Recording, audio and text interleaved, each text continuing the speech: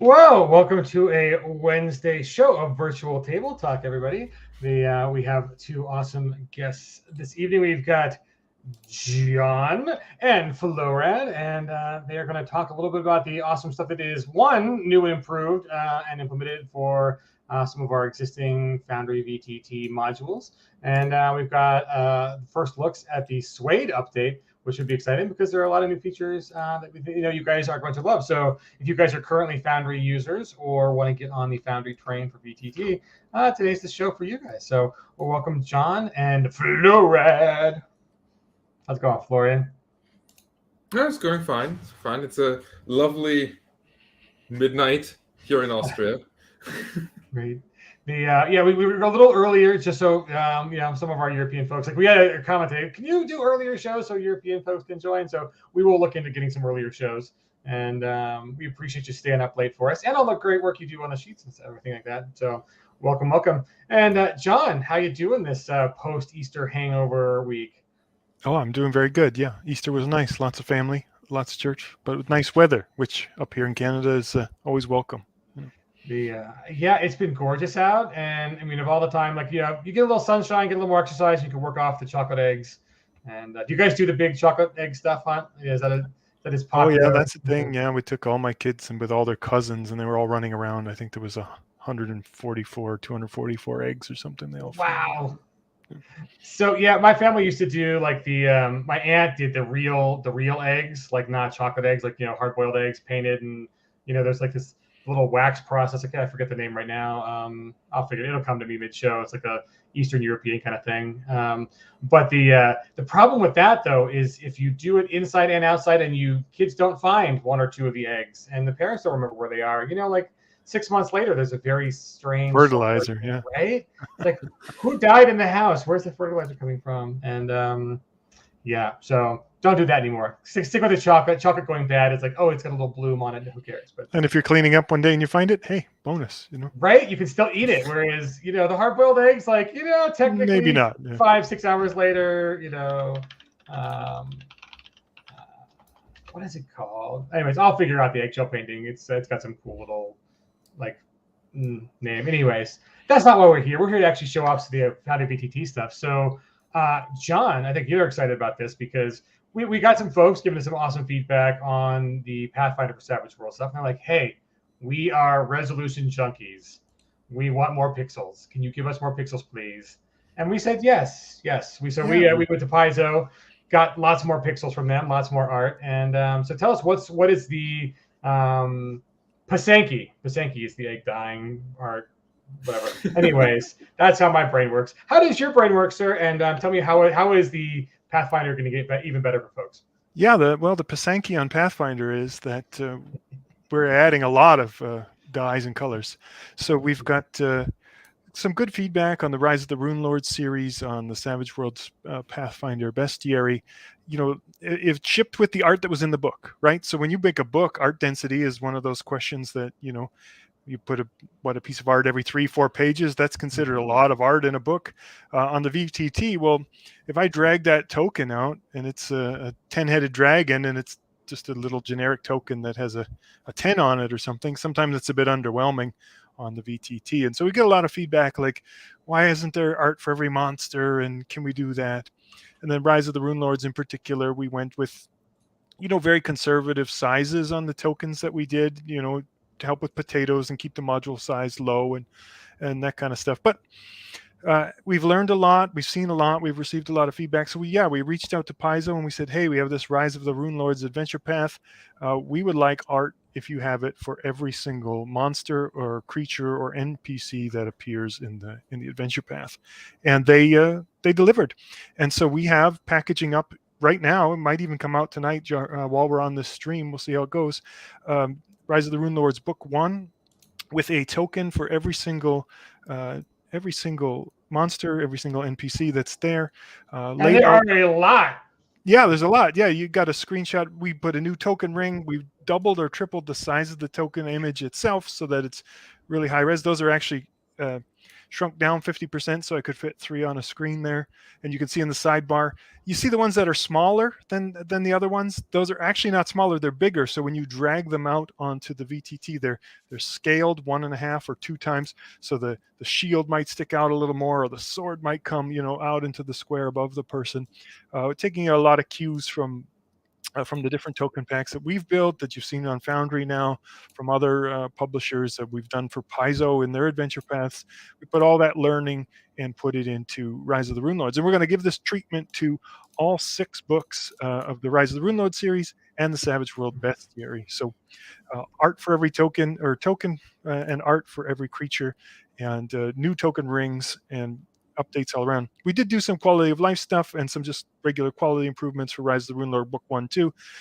Fixed up the maps, fixed up the token placements, journal entries, pins, lighting, all those kind of things are a lot cleaner and a lot better in this one that's coming out now, and will continue through all 6 books.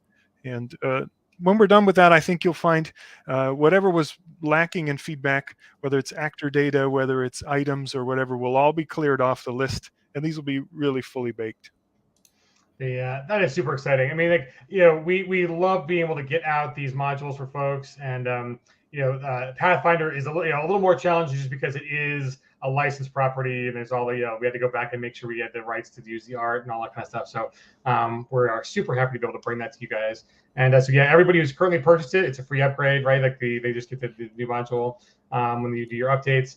And folks who've been waiting on the fence, now no more numbered placeholders for monsters. All the monster tokens are there. I mean, that's worth picking it up, even if you're not playing like actual Pathfinder. Like, all of those monster tokens just look gorgeous and awesome for whatever kind of fantasy, cough fantasy companion you might be playing with Savage Worlds too. So like, pick it up, because that's just instant goodness right there. So we appreciate the updates on that. So that's. We had a meeting with Chris Valentine, and he might be able to get that out today, on the final packaging. So that's super exciting.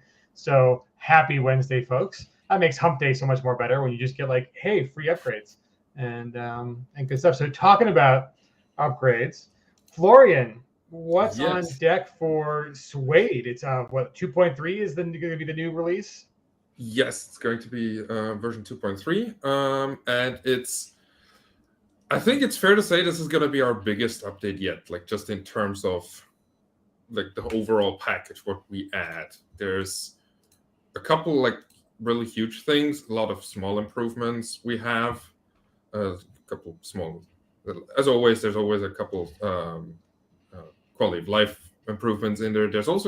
We've got a lot of really good community contributions this time around, and a lot of them comparatively, and they've been excellent so far, and it's been a joy working with everybody involved. And so I'm gonna, if you don't mind, screen share. Yes, I'm gonna share a screen because I've set up a little demo world. There we go. And let's start off on since we talked about feedback, and something that's been long requested, and is that non-player characters can now also officially use the official player character sheet, because that's been something that's been long requested. That was contributed by Christian Serrano. So thanks for that. I'm sure a lot of people are going to be very happy about that, because there's always this back and forth, which sheet is better, which one do you want?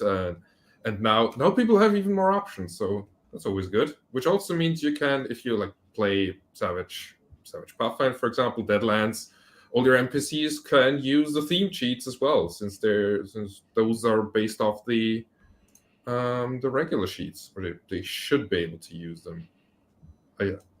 I'm pretty sure they should be. If not, you still have the core one. Then one other thing we have is we have some new roles, because that's how we like to roll.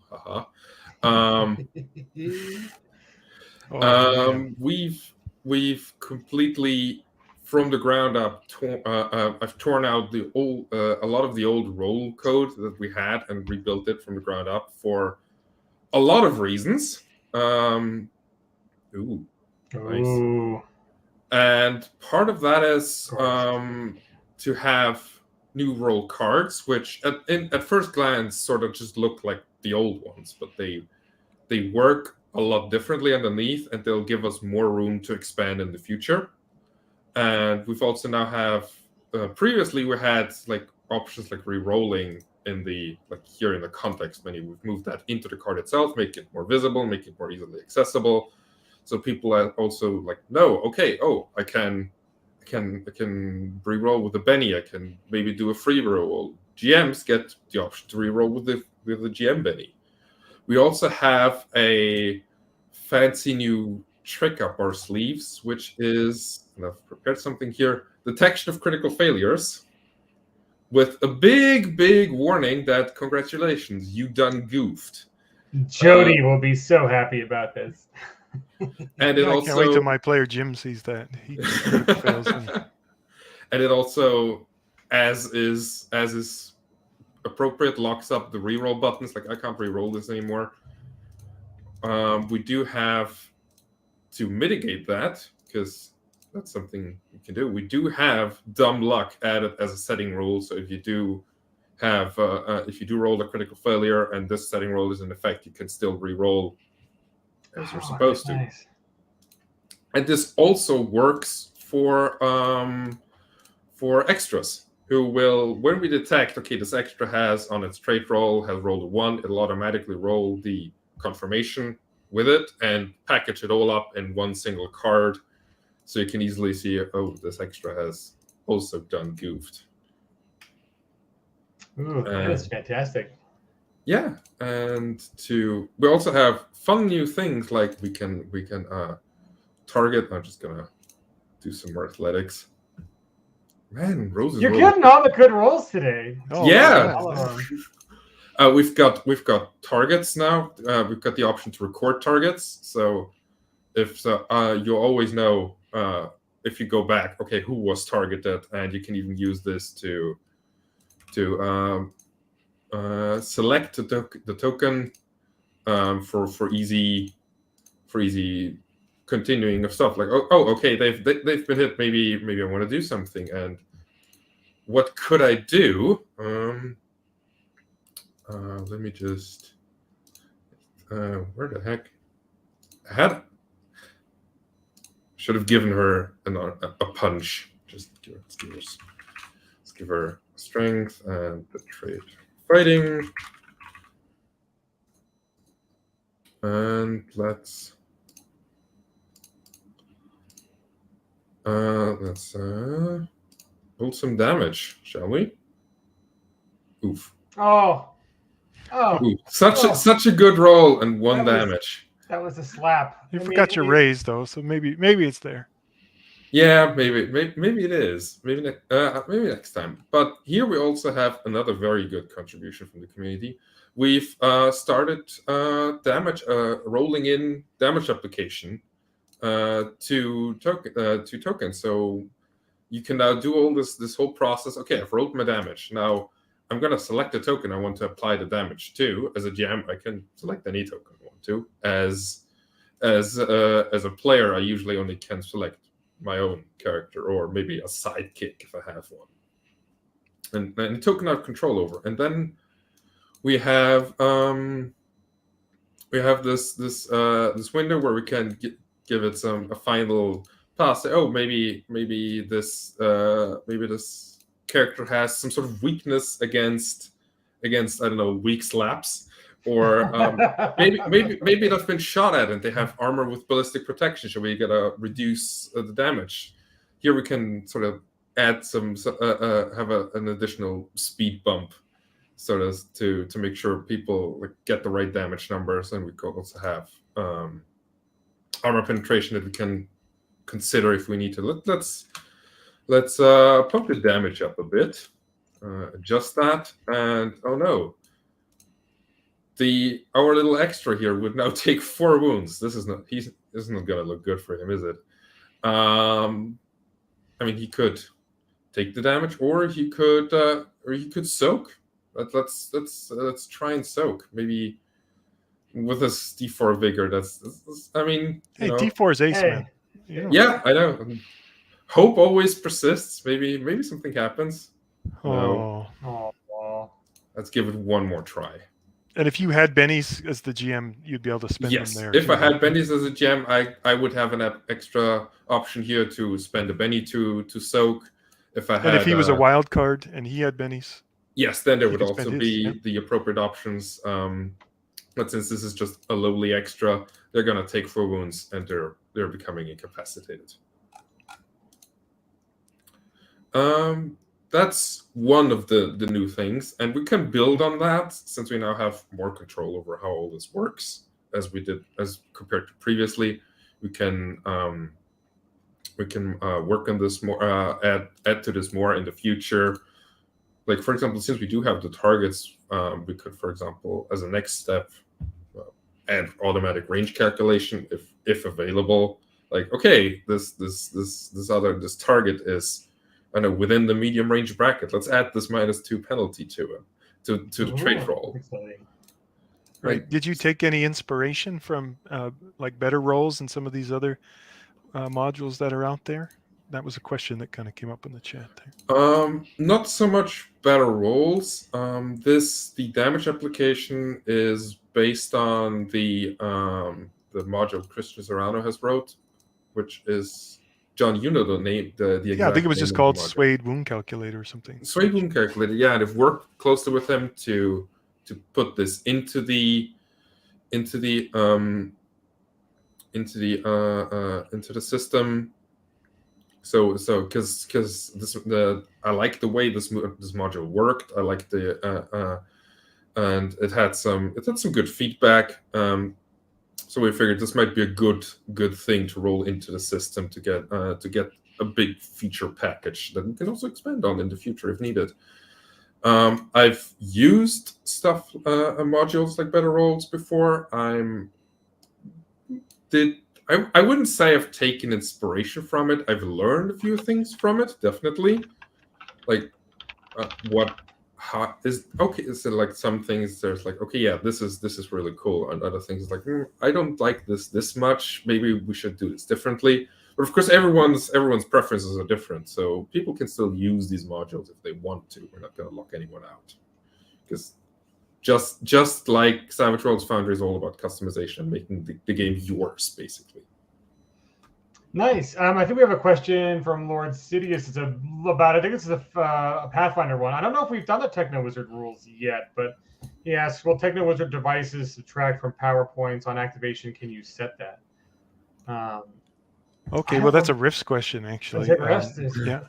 And I think when we get into ammo modes, we'll see that you can use PowerPoints to reload. So in Techno Wizard weapons, usually you can spend a couple of PowerPoints and that will reload the weapon. Instead of, a magazine or an e-clip, you use your own magic power to load it up. Now, if that weapon has like an embedded power, I think is what this question's driving at. And will it then subtract if you activate with that embedded power? And I think the answer there is probably still no, right? Like, so we could work on that, though. We can definitely work on that. It's yeah, definitely. If you want, submit a ticket so we can take a look at it. Because this is the best way to getting us to add new features, to submit tickets to the official system repository. Then that's how we can keep track of it and engage with people and conversations. Like, okay, what exactly did you want? Like, what's the thing you're envisioning here? Then we can work with the people and say, okay, yeah, this sounds good. This is kind of, okay, yeah. Sort of figure out what people want. What's the best way of doing it? So yeah, and also it keeps me from forgetting to do stuff. Just add a ticket. I'll see it. I won't forget about it, because it's the worst feeling. It's like, oh, damn, I wanted to add this. I forgot about it. And you never want that. That's right. That's better than me. I just ignore the tickets. No, wait, I didn't say that. We're live, right? Yeah. So when we were talking about like the bullet points for things that are available to demo on the new 2.3, one of the bullet points was magazines. So I, of course, asked the question, what's a magazine in this context? me innocently thinking like, hey, there's journals and there's player things, like maybe magazines, a new feature where whatever, like multimedia journals. No. Apparently it's just what you think it is. It's for modern settings who have guns that have magazines in them. So do you want to talk about some of the more modern features for pew pew pew pew and in this case magazines that are now functional? How does that work?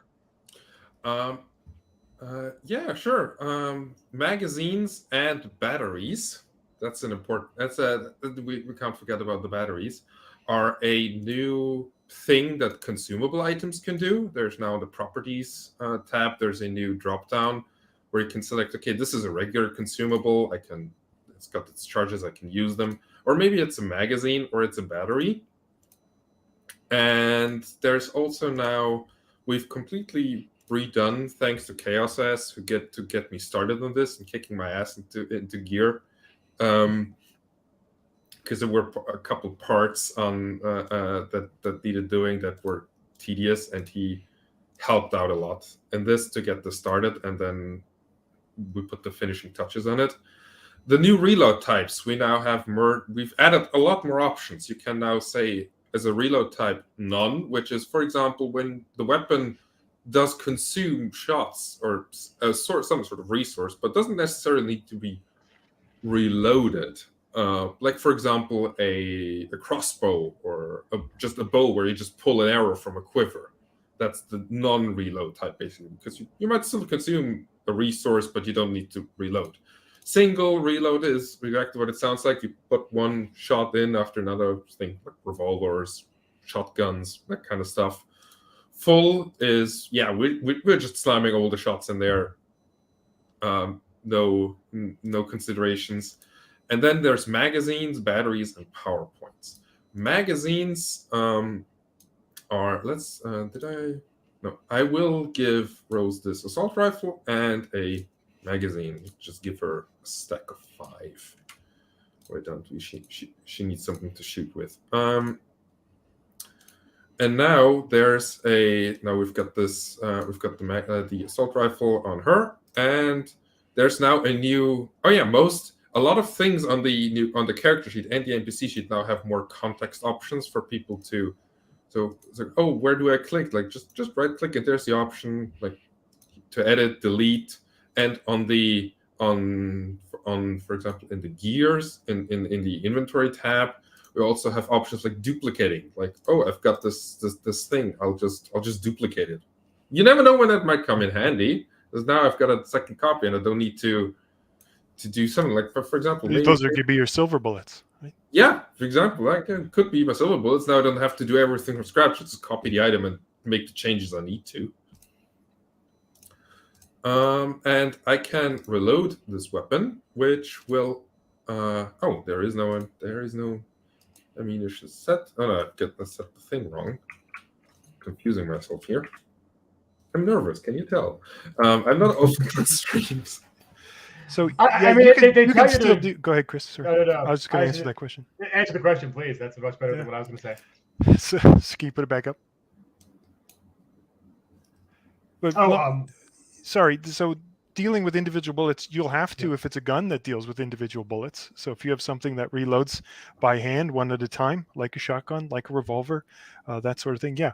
But if you have something where, I have a magazine, it has 30 bullets in it, and I slap that thing in like the banana clip on an AK-47, then that's what you do. You just swap those in and out. So that's how it works. And that's what the different reload types, if you use a reload type of magazine that says I'm going to slap in a magazine, if you use a reload type of single, then it will reload single. So it really depends on the weapon and how it functions, which is really lines up with the gear tables in Savage Worlds and in a lot of the Savage settings.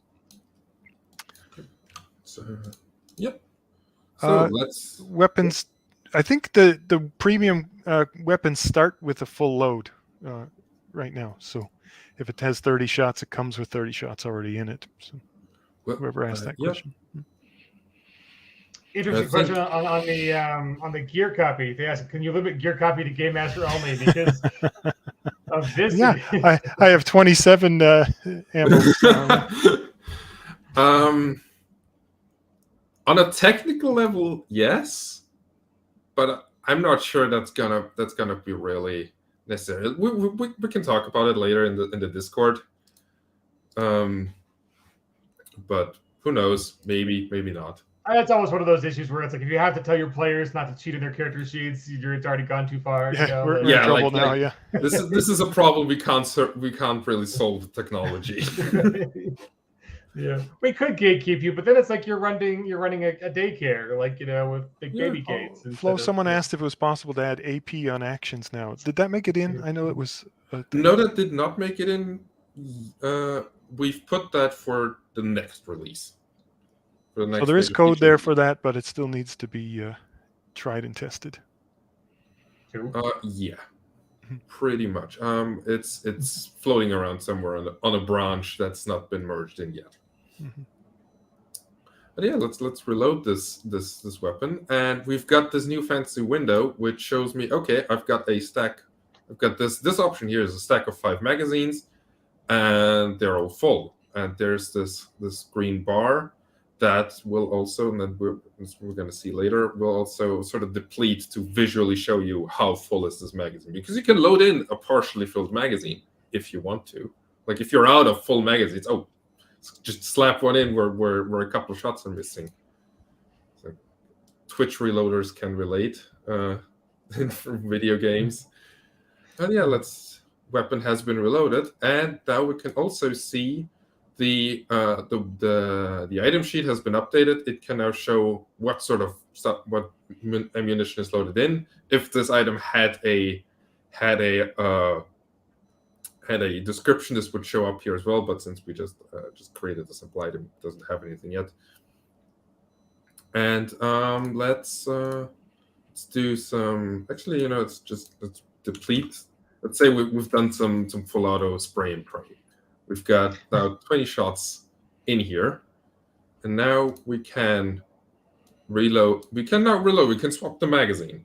Okay, we've got our 5. We've got a stack of 4 that's full, and let's go ahead and do that. And now we see we've got 3 magazines left in the inventory because one's in the gun, and 1 partially filled magazine that's a separate item. And this goes through. So let's say now we're empty. Let's go completely empty. We've depleted our ammunition for this magazine. Let's reload, and we see we've got a couple new options here suddenly. Okay, we could load in the partial magazine because I don't know, why not? Or we could load a full magazine. We could also discard the empty magazine that we have, like just throw it away. I don't want to keep this. But let's say, okay, let's put a full new magazine in here. Our stack has depleted again. Our empty magazine is now in the inventory, and our gun's loaded again. This could be used for settings like Titan Effect. Might use this.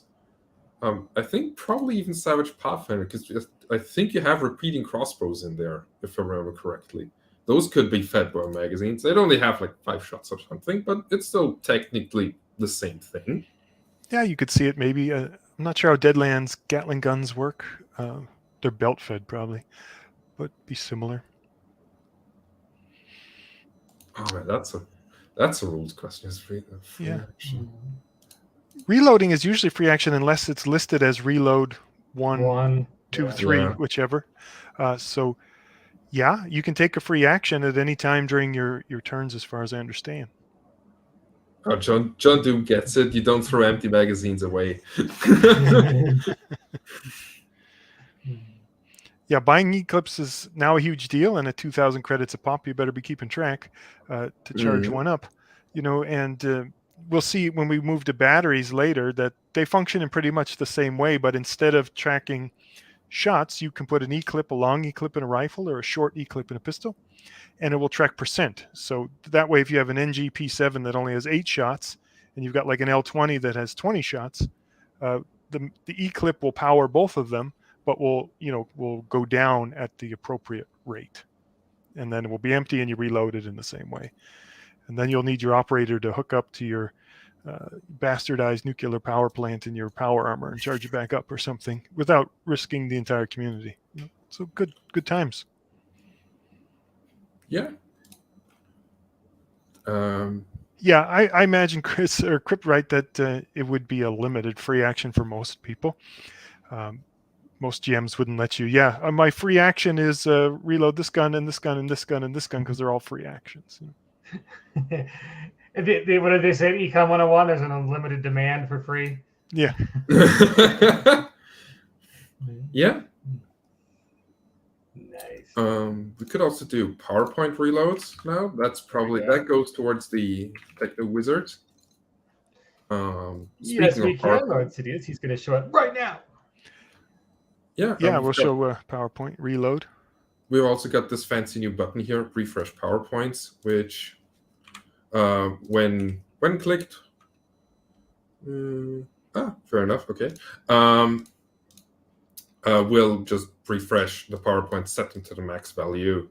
So it'll save you a bit of finagling with, okay, I'm gonna type this and just click. It's like, say if you're on a long journey and you're gonna regain all your PowerPoints anyway, so you can just click this.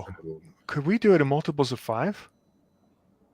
Oh, for bendy. Probably, push yeah. Once and it does 5, and push again it does 10. That follows the recharge edges, and if I spent a Benny or something like that. Yeah, that's a very good point. You know what? I'm gonna add that. That sounds like a really nice. Look at this. See, we're improving on the fly, guys. We're doing it live. Making improvements. It's what they call agile software development. Not to make more work, we can make an issue for it. It doesn't have to delay 2.3 coming out, but just as a as a hot fix sometime. Oh, definitely. Yeah, definitely can be added. Let's add a fancy Techno Wizard doodad. There we go. I don't know. For example, it's got I don't know 10 shots. I don't play Rift, sadly, and it's got a reload type of PowerPoints, and we could select here this power thing of miracles, and let's. It's funny. So I was pretty sure. I was like, first Techno Wizard's just Rift, but I Googled it just to be sure, and like the first link was Google was a Pathfinder 2. And I'm like, really? Techno Wizards are in Pathfinder? Oh, maybe it is, maybe whatever. And that's why. But I didn't think we. I smell a lawsuit. Right. So the best part is there's actually a whole thread on people being like, how do I do a Techno Wizard in Pathfinder? So that's why. I mean, when we got it right here with the combined on those sheets, man, we can do that. We have the power. We do. So we've got 10 power. Oh no, we've got no PowerPoints. Let's give ourselves 10 PowerPoints. Yeah, and that's how bestiaries form in products too. We could add a thing with more clause, and then all of a sudden, you've got 270 entries instead of 140. Right? Why have one dragon when you can have 47? Exactly. All the colors of the rainbow. So we've got 2 PowerPoints to reload, and let's reload. And we've reloaded our gun. We've gone back from 0 to 10 shots, and we've spent 2 PowerPoints to do this. Simple and easy. No faffing about. It's perfect. I wrote a macro for somebody to do this very thing, and I had to have the specific item named, and you had to. It was quite long for what simple thing we were trying to do there. So to have it all right in there is very good. I'm glad this is now. I've made your life easier. Well, that's why I keep hanging around you, just to make my life easier. Oh man. And one tiny thing that I've also done is that since some people occasionally get confused by the abbreviations for the templates, we've now added a little popover thing. Okay. Oh, this is a small blast template. This is a medium one, especially good for newcomers who are not familiar yet with our terminology. Might be easier to get people into it. Oh, okay. This SPT is a small blast template, and you immediately get the connections. That kind of thing. Now, while you're on there, yes. And we're talking about Rift's weapons, we did change the bonus damage die, right, on actions? You did specifically. That was your first contribution to the system. I finally learned the code. There we go. And it broke everything because I didn't put in null protection. So there you go. but we did fix that. We did fix that. That's but why yes. we test. Yeah. Yeah, exactly. That's why we test. And so yeah, you can now have multiple damage dice for your bonus damage. So your 2d4 raise damage for whatever Insanity Rift has cooked up is now perfectly possible. This came into play. We were playtesting this last Wednesday, and I gave the bad guys particle beam weapons, which do 2d4 in a raise, and the players were running for the hills. It was scary stuff when those 2d4s start acing on a raise. Oh yeah, I can imagine. So yeah, let's roll a raise here, and we've got See what I mean? Yeah. 12 damage. No bad, not bad, not bad. Yeah. So here's a quick question from Nelson de Santos Moreira. I don't know whether this is what the cards he's talking about, or whether they're like the new damage card. He says cards. Is there news on cards? I've been having difficulties to do some stuff, mainly dueling and Deadlands. I think that's a little bit different than the card updates we've got for 2.3. Or yeah, if you're talking about action cards like card decks, the Foundry implementation of that is still developing. I would say, and so it's hard to just do something simple like lay out 5 cards on the canvas and just kind of do something like that for dueling. So for Deadlands, I know we got to fix the deal with the Devil macro, and I think the fix is in. We just got to push it. We can look at something for dueling to make dueling easier, maybe a macro or something similar. But yeah, getting a card out of the deck and onto the canvas is actually one of the things that you want to do in Savage Worlds a lot, but Foundry, with the way the card decks are implemented, make that a little more difficult. Yeah, we're not worried. Kevin's a friend. We're gonna avoid the lawsuit. Yeah. Yes, 47 might be amateur numbers. We will get those numbers up next season, Coach. Absolutely. We're a small team, no matter what. And Flo is totally in Broncos colors. Yay, Broncos. Let's see. Particle beams. Yeah, particle beams are pretty fun. And no, do not take on multiple dragons in a row. That's a bad idea. You got to rest.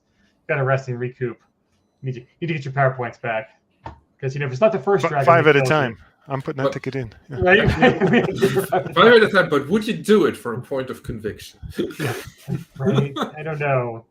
I mean, a Klondike bar. I would do it for a Klondike bar. So. But would you do it for a Scooby snack? Yes, probably. The dog would appreciate it. No, Dinkelberg. He is not Naruto. He does not have a 9-tailed demon running inside of him. He does not run with his hands behind him. And we don't know. I've never seen him run. In fact, I don't even know if he has the rest of him. If he's just disembodied. I've only seen him in that chair. We may never know. We may never know. I mean, none of you will know if we're wearing pants right now because it's a mystery that you'll just have to wonder on. Let the imagination run wild, or don't. Right. More on the run from Jason. Jason's wearing a very nice suit in that, so hopefully he's wearing pants as well. He said he tried to add effects to items but unable to do so. Is that going to be on the table coming up? I wonder, are those items on the character sheet? Because if they're on the character sheet, I don't think you can add effects. Is that right? Not yet. That's actually a feature that's coming to Foundry in Foundry's version 11. That's a part of the core Foundry software update that's coming.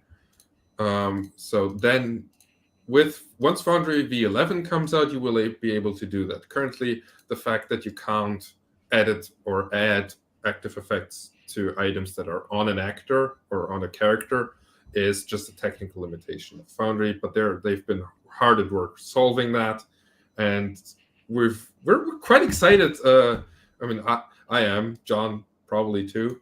Once we get through the data management that will come with it, yeah. Oh yeah, oh god, I've taken a look at some of the changes yet. I mean, there's a lot of cool stuff in there. Mm-hmm. But Jason, for now, if you want to do that, you'll have to drag the item into the sidebar, add the effect, and then drag it back onto the character sheet. That's a Foundry limitation, but V11 is coming soon. Oh, that's what are they saying? May or June or something?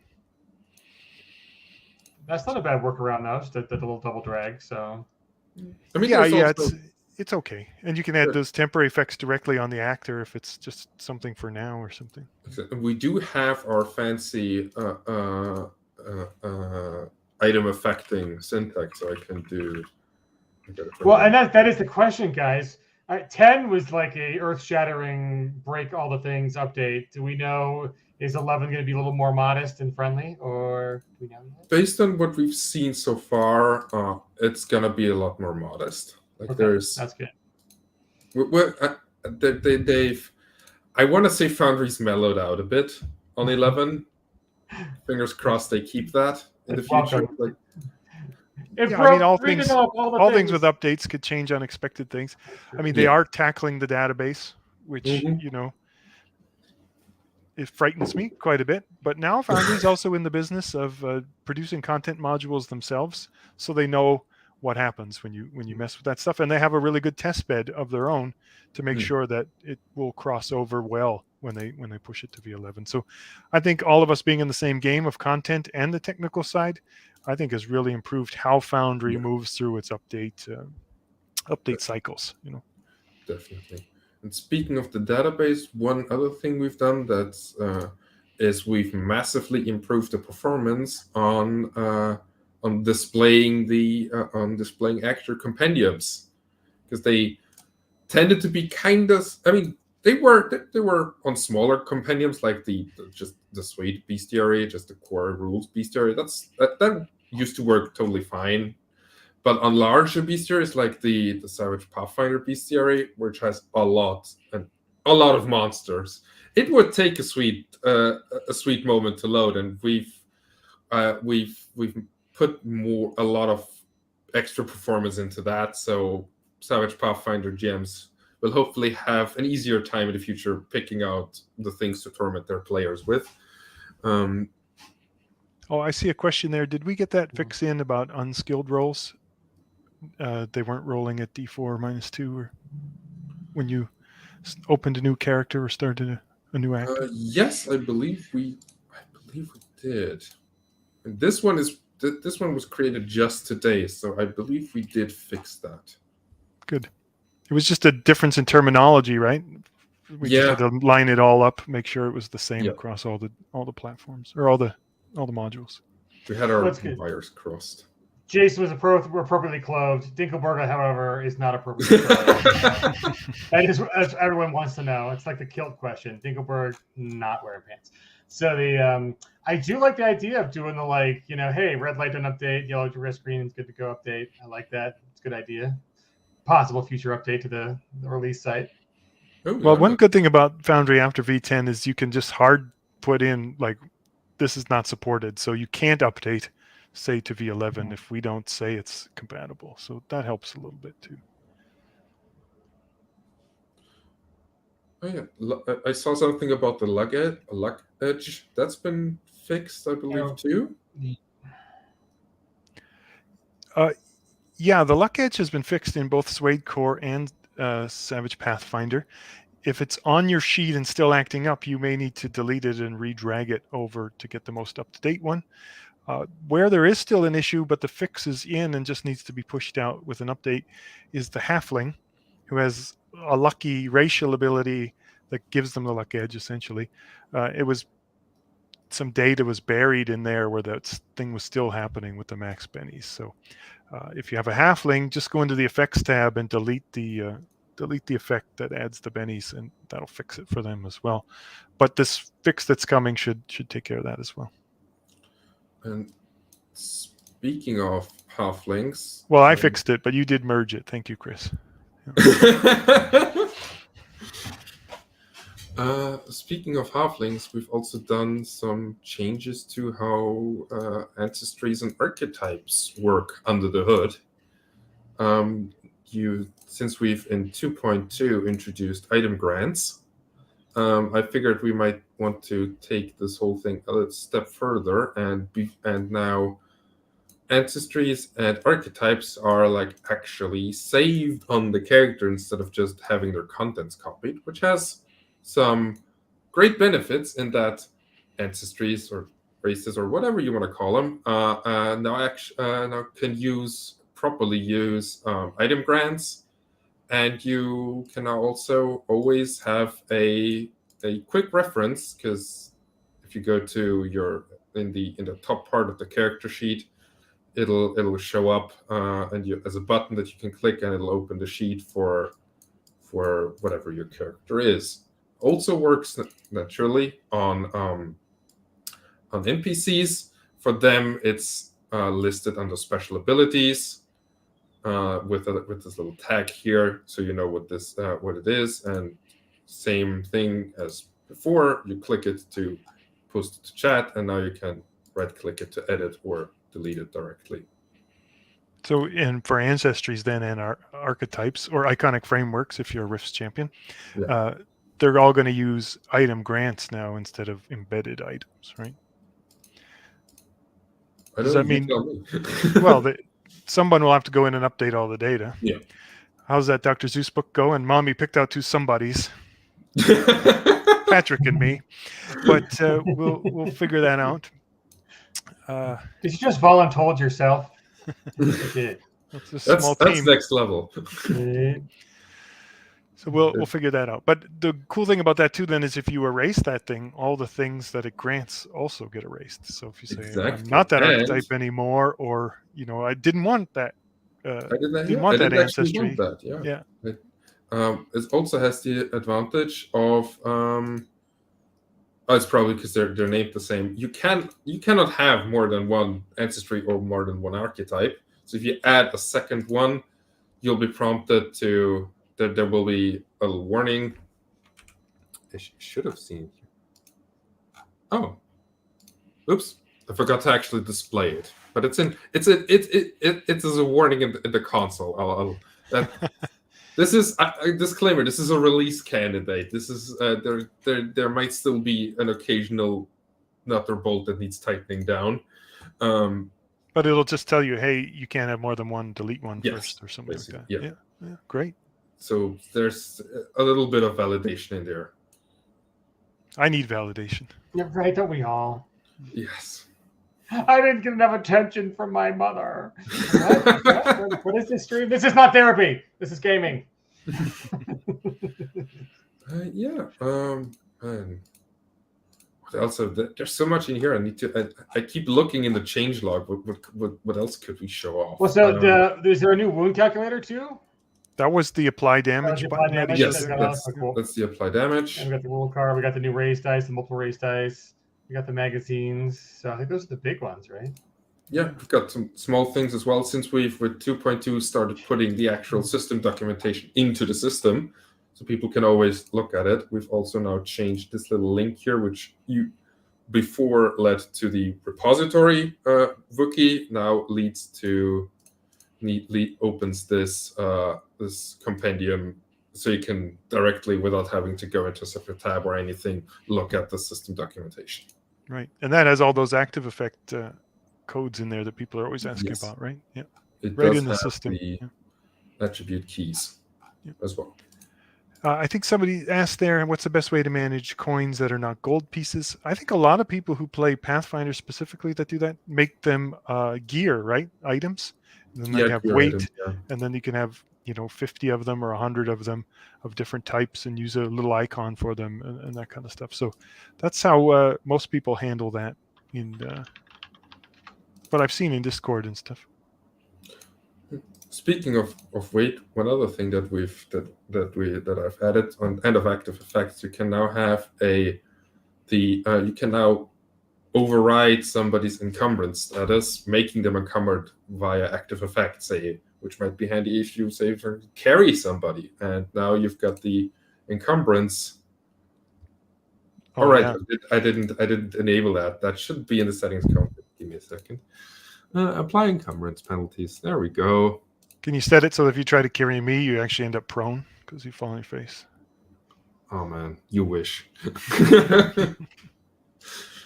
There, we've got the encumbered penalty because you are in fact encumbered because, I don't know, you're carrying John.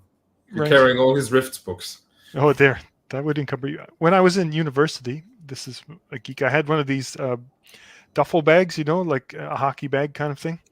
And I would be going to game after class or whatever. So I would have this duffel bag full of my Rifts books, and there was a lot of them. Yeah, I'm so grateful for VTTs now and quick insert. Yeah, we didn't have tablets and PDFs when I was in high school either, and it's like when I did like way too many AP classes, and our physics book was like this thick, and so I had to go buy a camping backpack that had a structure and a frame inside just to carry all my books around campus, because it was over like, it was like 60 some pounds of books. It's like, this is too heavy for a human backpack I need. So I was like the kid who looked like he was going camping, but no, I'm not a camper. I like running water and flush toilets. But I also liked physics and math and calculus and too many books. So I was with you on the nerd bag. So now you see them now, they're all fancied going downtown. They've got basically carry-on luggage. Right, with little rollers and stuff. Yeah. I know. Like, I was very jealous of all the lawyers going around. You got to get the weight off your back, because eventually you'll trash it. But I do like the encumbered penalty. Is we can have our new Valheim RPG, and if you're trying to build anything out of iron or silver, you're just going to be encumbered the entire time, and it's good effect. Yeah, there's also that's the thing we also added.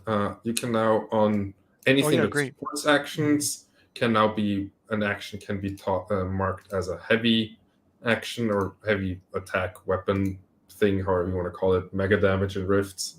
Yeah, we conveniently changed the language for you on the item sheet in Rifts. Yeah, but yeah, that goes there, and then in that same spot at some time in the future, trademark, we will have AP a line there for that as well. So that's exactly in progress. That should be pretty much everything you're ever going to want to do as an action particularly on a weapon. I think so. Yeah. I mean, now I say that, and I'm sure I'll get 15 pings that tell me all the things I didn't think of. Yeah. So somebody will find something we didn't think of yet.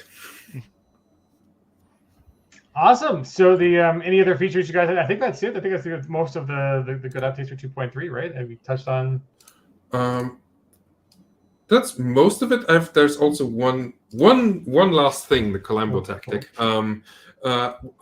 We've decided to take advantage of some of the community's offerings, and we'll be moving the translations for the system to Foundry Hub's WebLate instance, which I've submitted the application for that today. So JDW, please get on it. Which will hopefully in the future make translating the system a lot easier for everybody for all the translators out there, and will help us keep everything in sync more easily. Yeah, there was a question there about can only the GM apply damage using that in the chat card? I think you could apply damage to yourself, right? Only tokens you can control? Yes, you can. You need, in order to, everyone can see the apply damage button. So if you're a player or if you're a GM, everyone can see this apply damage button. But in order to actually do the thing, actually apply damage, you need to select a token, and you can only select a token you own. For example, your own character if you're a player. So player A can't accidentally, apply the damage to player B's character because they want to cheat or something. I don't know. Right. So the GM pretty much can apply to anything that's non-player, and the player can apply to themselves or anything they control. Technically, if it's necessary, a GM could also apply it to a player character because they can select any token they want. Right, for that person who's not paying attention, and you just need to quickly figure it out. But I think if I'm a player, I'd want to apply the damage to myself, because then I have to make some of those decisions, like, do I want to spend a penny, or do I have a special ability that negates some of this damage, or something like that. So exactly, yeah. I wouldn't trust my GM to do that. I know. We have lots of trust issues in this chat. It seems like I'm just channeling the crowd here so that they get represented.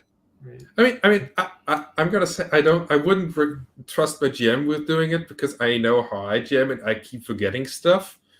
So I don't know if other people also just keep forgetting stuff. So John Doom asks, can you update the target after rolling the gear you're fighting with, i.e. if you click your Buster Sword and it rolls fighting, but you haven't selected the target, is there anything in the chat card to select who you intended to poke? Not at the moment. I've been debating adding this as a feature sort of to recapture targets that might come in a later, like in a 2.3.x update. It's something I've been considering because that does happen. Also, for example, for things like sweep might come in handy. There's a couple things, and who knows what other settings I have never heard of do. So that's definitely something that should be added at some point. But we've sort of capped it at this point because if we just keep adding stuff, sure, it'll get more awesome, but we'll never get done. And eventually, we want to ship this up so everybody can play with the new features. Yeah, if you're really stuck though, maybe the player can just use the targeting function to say it was this one, and then the GM will see a little dot on that person that says with that. So. But yeah, we'll come up because if you use ROF weapons, for example, then you take down more targets than you intended. You might need to shift fire or something. Yeah, so exactly. Yeah.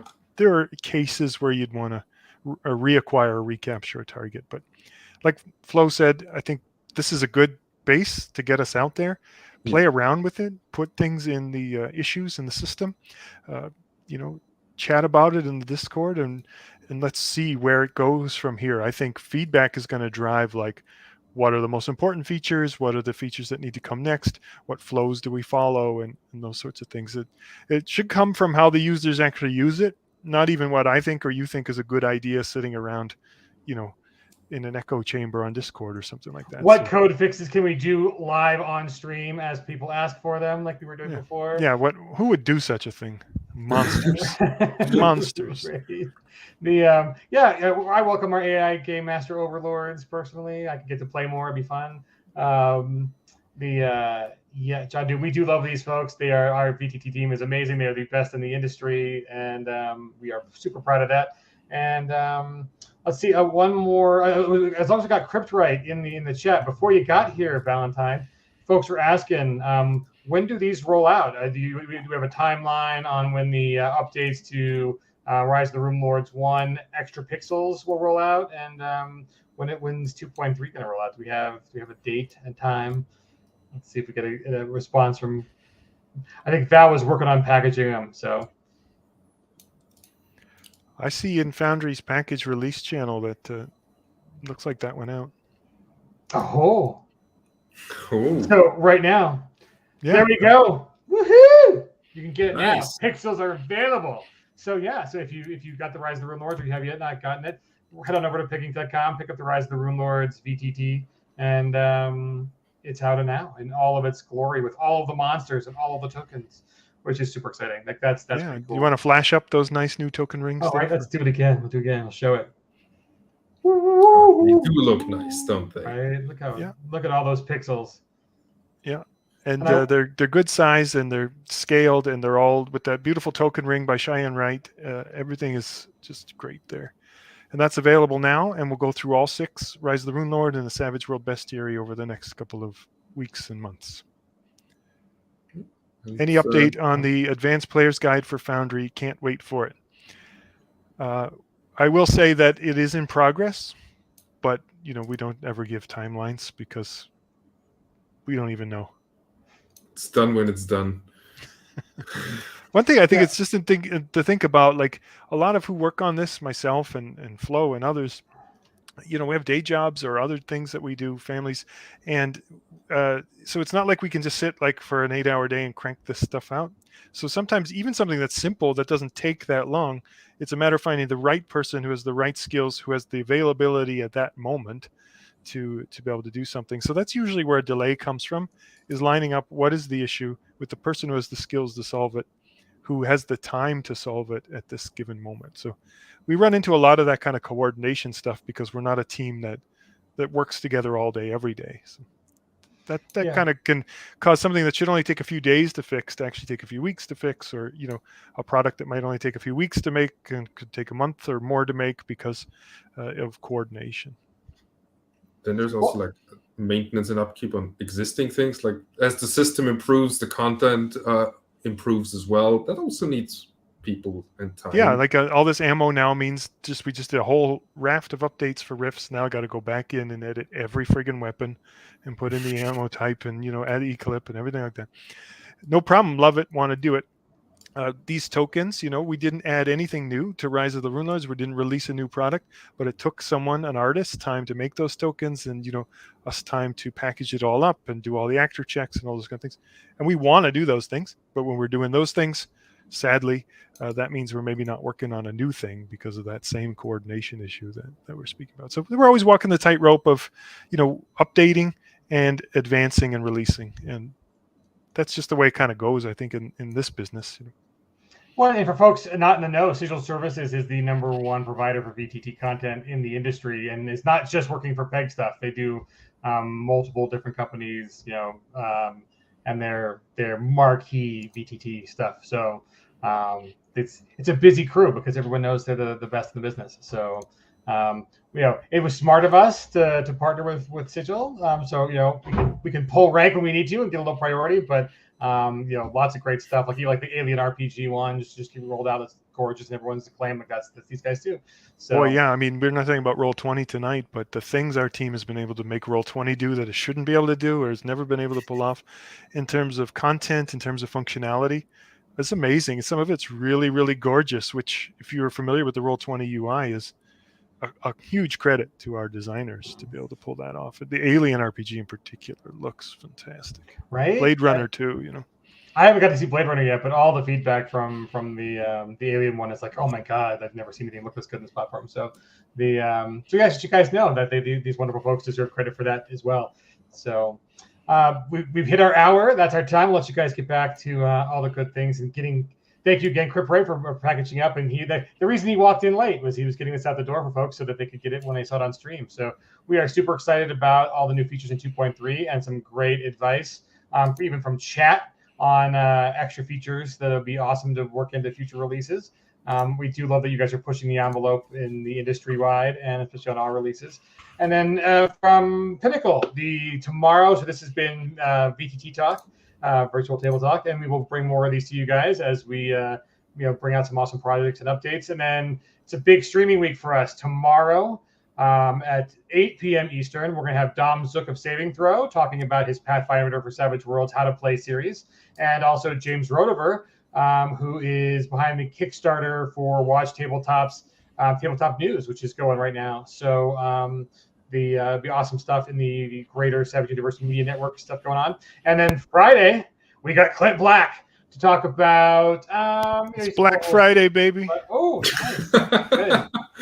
Good. I didn't even think of that. I'm the marketing guy and they pay me for it. So I will toss you an extra coffee this week for that one. So Black Friday, it will be a little earlier, 7 p.m. Eastern.